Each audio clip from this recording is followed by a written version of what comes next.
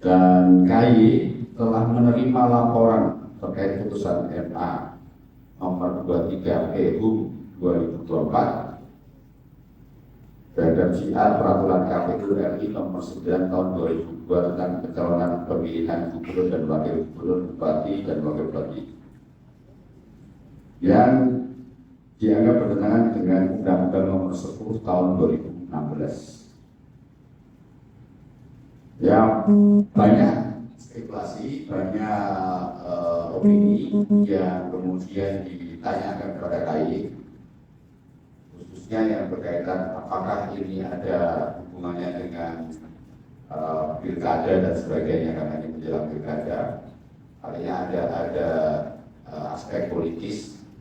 Tetapi sekali lagi saya nyatakan atas nama Komisi Yudisial bahwa Komisi Yudisial hanya akan fokus pada aspek dugaan pelanggaran kode etik dan pedoman perilaku hakim. Itu yang menjadi batas kewenangan kita dalam memeriksa hakim. Jadi opini dan spekulasi yang di masyarakat terjadi itu akan bisa terjawab jika memang ada kaitannya dengan pelanggaran KIPPH. Untuk kasus ini, tim pengawasan hakim melakukan penanganan dengan meminta keterangan beberapa pihak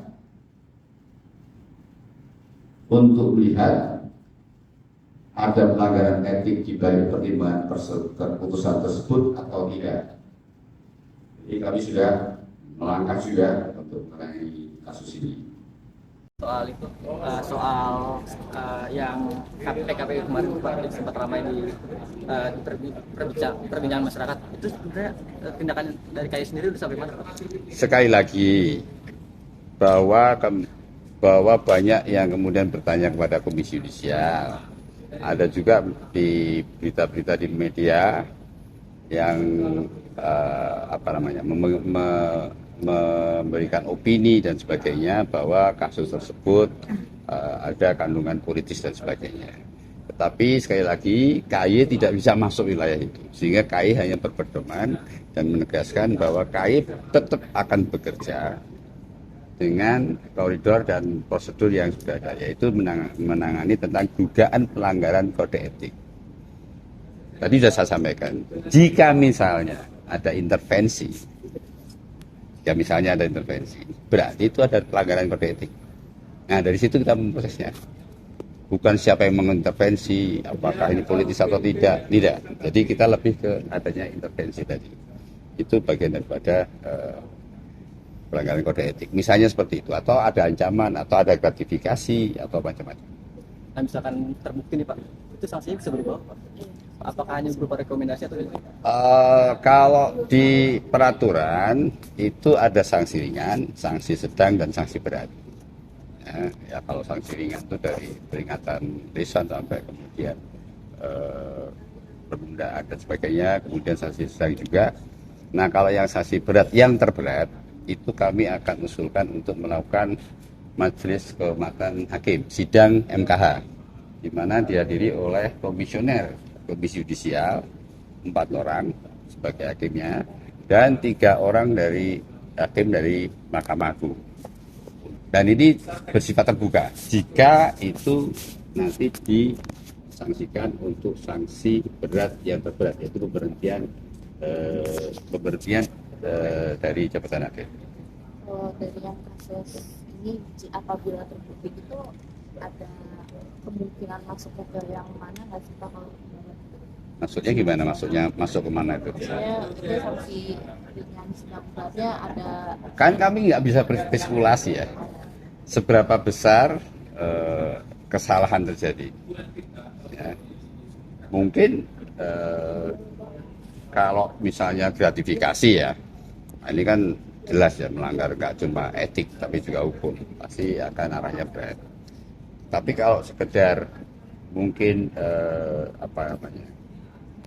percakapan atau lainnya, mungkin itu juga akan kita lihat seberapa jauh pengaruhnya pada putusan. Ya, ini yang kita belum bisa pastikan, kita belum berikan informasi yang fix terhadap teman-teman dan masyarakat. Ya. Jadi tapi intinya kita mencoba untuk mencari. Pak, selama penyelidikan ada itu sih hambatan? Selama penyelidikan ada hambatan nggak Pak? Selalu Pak, selalu namanya penyelidikan itu kan macam-macam ya. Tantangannya apa aja sih? Tantangannya kan dari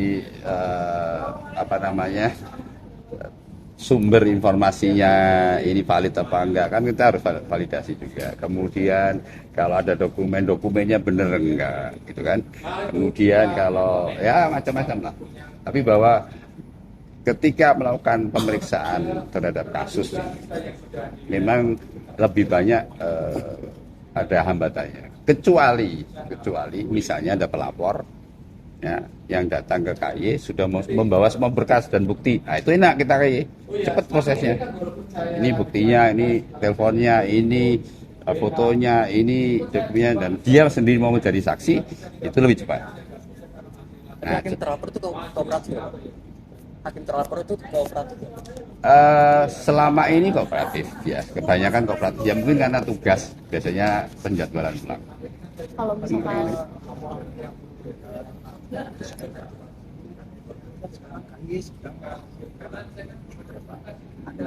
ada berapa tahap lagi sih? Apakah setelah ini juga apa lain yang terkait Tadi sudah disampaikan bahwa KY itu punya prosedur. Nah, saya detailnya tidak menguasai karena saya bukan bagian dari bidang pengawasan hakim. Cuma ada proses-proses yang harus dilakukan. Nah, proses ini sampai mana? Itu bahwa kami telah melakukan pengumpulan. Bahwa pengumpulan ini kemudian nanti analisisnya seperti apa kita tapi itu yang tidak bisa lakukan. Ya, cukup.